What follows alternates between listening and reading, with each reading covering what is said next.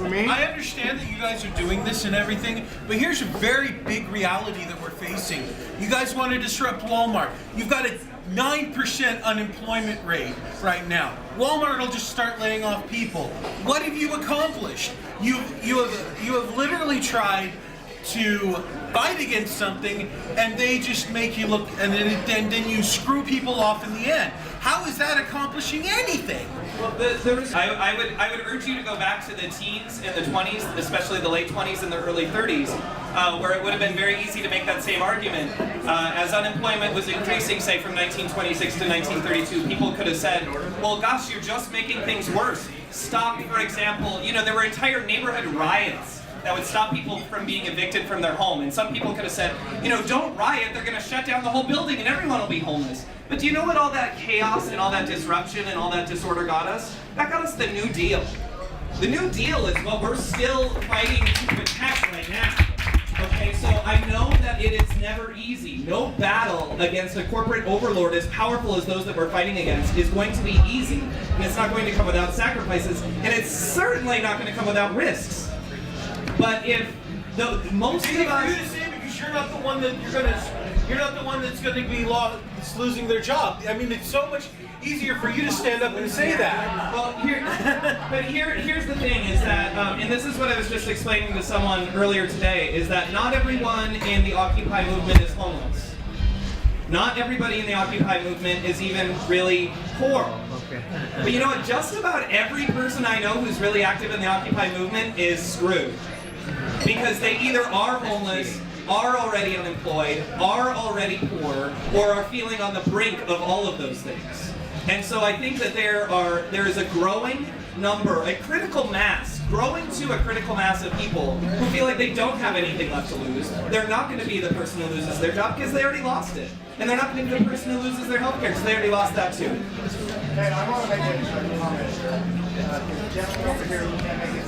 They're going to not get paid or whatever, but you know what? They're not going to die, which is what a lot of people did in World War II and a lot of other times to protect what? Justice, freedom, and a whole idea.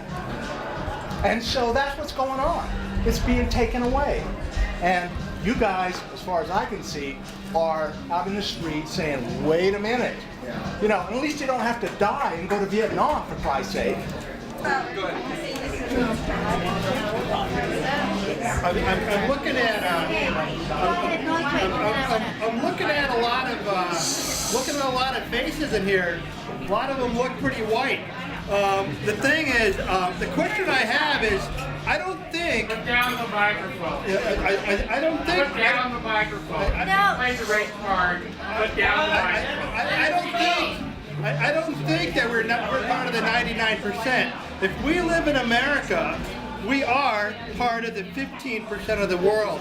My parents came from India, and when we go back to India, I really see what the 99% lives like. And exacerbating that problem right now is the healthcare situation. You have huge drug companies who have no interest in solving the addiction problem in this country, and health insurance companies who make more money if they can kick people off rolls than if they actually treat people.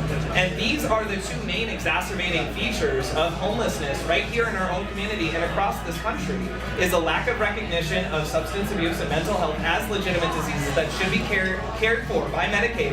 And that is going to be a huge thing, by the way, for those of you who are working within the system and are going to be lobbying the legislature. Medicaid reform is still out there, and we are going to be pushing hardcore for substance abuse to be recognized as the medical disease that it is. And again, this does go back to corporate greed, because the makers of OxyContin have no interest in fixing this problem because they make a ton of money off killing people.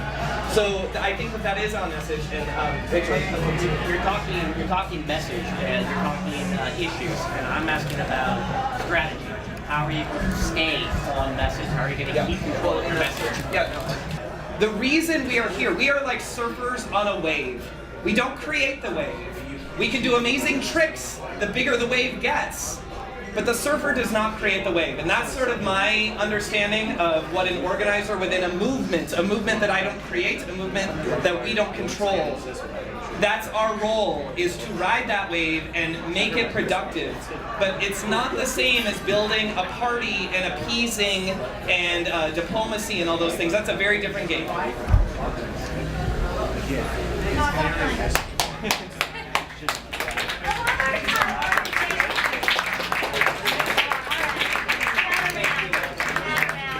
And then turn light on.